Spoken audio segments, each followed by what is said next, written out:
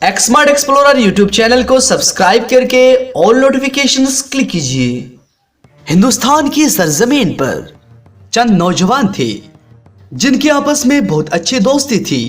एक मर्तबा उन लोगों को ये पता चला कि किसी मुकाम पर एक ऐसी पहाड़ है और उस पहाड़ के पीछे बहुत सारे सोना मौजूद है।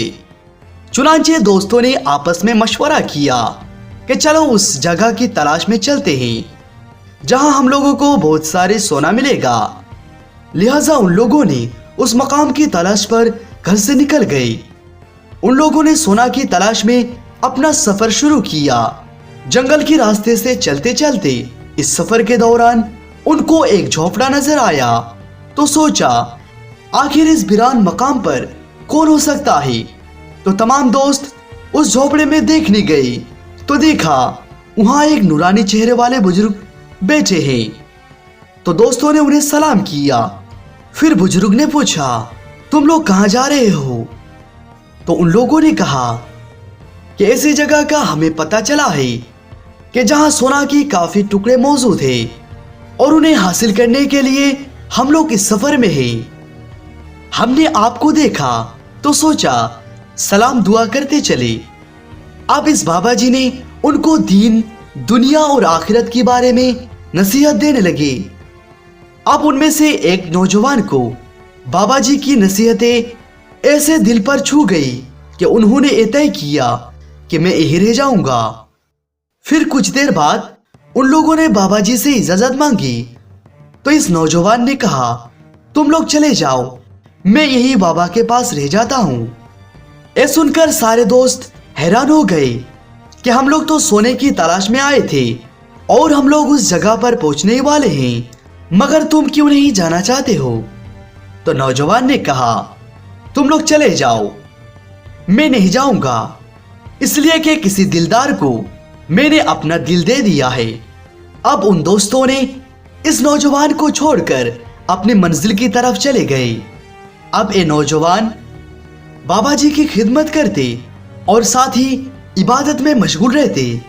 कुछ दिन बाद वो सारे दोस्तों ने हाथों में बड़े बड़े थैली में सोना लेकर उसके करीब से घर जा रहे थे तो उन लोगों ने इनके पास आया और सलाम किया और कहा तू रास्ते में ही लुट गया, देख देख हम लोगों को कितने सारे सोना मिला है। अब इनको ये एहसास हुआ कि अफसोस कि मैं कहां फंस गया। अगर मैं भी चला जाता तो मेरी माँ की गुर्बत दूर हो जाती। आपके दिल में एक ख्याल आना था कि मुर्शिद को ये पता चल गया तो अंदर से आवाज दी मुझे इस्तिंजा करनी है, जाओ मेरे लिए ढेला तलाश करके लाओ ताकि मैं इस्तिंजा करूं। अब वो जंगल में ढेले ढूंढने लग गया।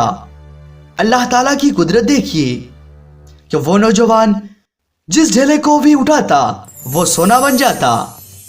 वो फौरन उसे फेंक कर दूसरे ढेला उठाता तो वो भी सोना बन जाता।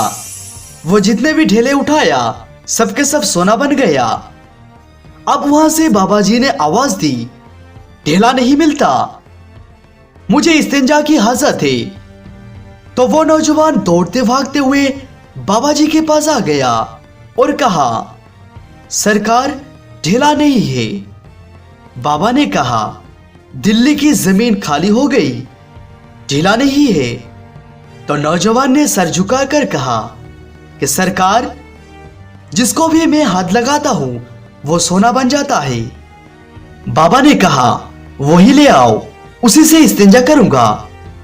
आप पढ़े लिखे थे, आपको इसके बारे में पता था कि सोने की ढेले से इस्तिंजा नहीं होता। तो नौजवान ने नजरें झुकाकर कहते हैं बाबा साहेब आप बहुत इल्म वाले हैं, आपको पता है कि सोने की ढेले से इस्तिंजा नहीं हो सकता। तो बाबा साहब ने मुस्कुरा के कहा हैरत है तुझ पर, अरे जो सोने का ढेला इस्तिंजा का भी काम नहीं आता तो तूने दिल उसको दे रखी है, दिल में उसकी मोहब्बत है। अरे दिल ही देना है तो अल्लाह के रसूल को दे, उसको क्या दिया जो इस्तिंजा का भी काम नहीं आ सकता। सुभान अल्लाह, ये होती है अल्लाह के वलियों की तबलीग की अंदाज। उस दिन से उनका दिल पाक हो गया। दिल अल्लाह के रसूल सल्लल्लाहु अलैहि वसल्लम को देकर اور دنیا کی علائشوں سے جب اس نے دل پاک کر لیا تو آپ رحمت اللہ علیہ محبوب الہی بن گئے۔ کیا آپ جانتے ہیں وہ نوجوان کون تھے؟ آپ کا نام ہے محمد احمد بدیونی، جو بعد میں دنیا آپ کو محبوب الہی حضرت خواجہ نظام الدین اولیاء رحمت اللہ علیہ کے نام پر جاننے لگے۔ اور وہ بزرگ تھے حضرت بابا فرید الدین گنج شکر رحمت اللہ علیہ۔